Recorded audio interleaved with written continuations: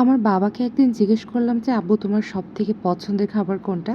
তো আব্বু আমাকে বলে বসলো, "আমার গরুর মাংসের ভুনা এবং তার সাথে গরম, গরম খিচুড়ি খাইতে খুবই ভালো লাগে।" আর এটা শোনা মাত্রই একটা মেয়ের ১ম যে কথাটা মাথায় আসে সেটা হচ্ছে অবশ্যই নিজের বাবাকে গরুর মাংস ভুনা এবং খিচুড়ি খাওয়াতেই হবে। কারণ সারা জীবন একটা মেয়ে যেমন বাবার কাছে প্রিন্সেস ট্রিটমেন্ট পায়, তেমন বিয়ের পরে একটা মেয়েও চিন্তা করে তার বাবাকেও সে সেই প্রিন্স ট্রিটমেন্টটা অবশ্যই একদিন হলেও দিবে।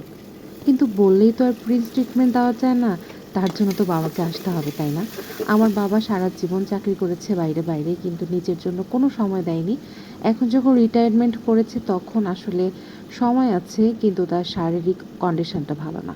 মানে আব্বুর একটা ছোট্ট ইনজুরি আসতে পায়, ছোট না ভালোই বড়, যেটার কারণে আব্বুর হাঁটতে একটু কষ্ট হয়, তাই আব্বু খুব একটা বের হয় না।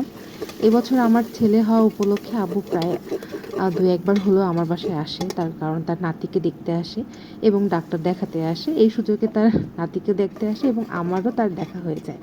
তো আব্বু এসেছিল ডাক্তার দেখাতেও। তো আমি চিন্তা করেছি যেহেতু আমার বাবা আমার কাছে এটা খেতে চেয়েছে, খেতে চায় নাই, বলেছে যে তার ভালো লাগে।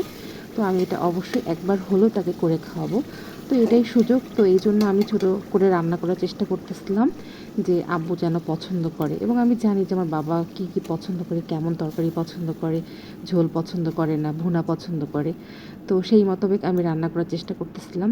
অনেকে আমার থালা বাসন দেখে একটু জাজ করবে, আরে ভাই এগুলো দিয়ে বছরের পর বছর রান্না হয়, তাই একটু এরকম হয়েছে। আমি আসলে এরকম প্রফেশনাল ভিডিওগ্রাফার না যে একদম নতুন থালা বাসন দিয়ে ভিডিও করে দেখাবো।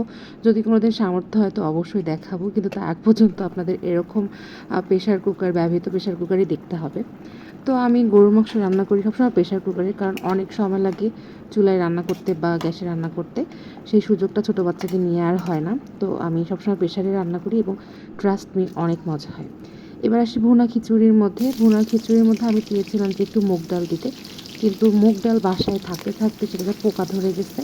তো যার কারণে আমি আর মুগ ডালটা দিতে চাই নাই, শুধুমাত্র মসুরির ডাল দিয়েই এই ভুনা খিচুড়িটা রান্না করেছি। এখানে সব বেসিক মশলাগুলো দিতেই হয়, যেগুলো মাংসে দিয়েছি সেগুলো এখানেও দিছি। আর কিচ্ছু না, একটু হলুদটা বেশি হয়ে গেছিলো কারণ চাল ছিল প্রায় ১.৫ কেজির মতো। তো এখানে আমি লবণটাও পরিমাণ মতো দিয়েছিলাম, কিন্তু আমার মনে হয়েছিল পরে যে লবণটা আরেকটু দেওয়া লাগতো, কিন্তু আমার বাবা কোনো ভুল ধরে নাই, ইভেন আমার শ্বশুরও কোনো ভুল ধরে নাই। সবার অনেক বেশি পছন্দ হয়েছিল।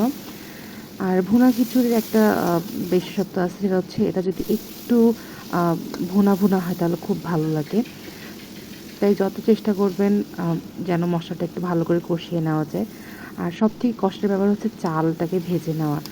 আমার ধৈর্য অনেক কম, আমি চাল একদম ভাজতে মানে আমার খুব কষ্ট হয়। তবুও আমি বাবা খাবে জন্য খুব ভালো করে চালটা ভেজে নিয়েছি যাতে কোনো কমপ্লেন না হয়।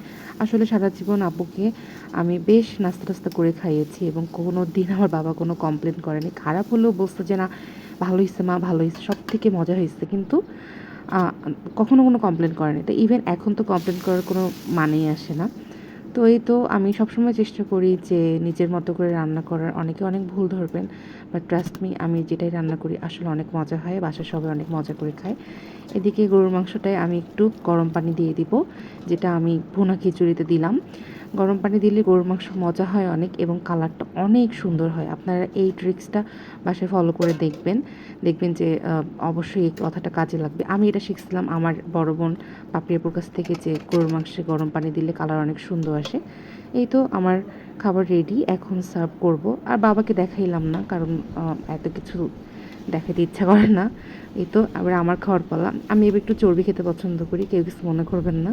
এই তো আমার রেসিপি ভালো লাগলে অবশ্যই আমাকে কমেন্ট করে জানাবেন এবং শেয়ার করতে একদম ভুলবেন না।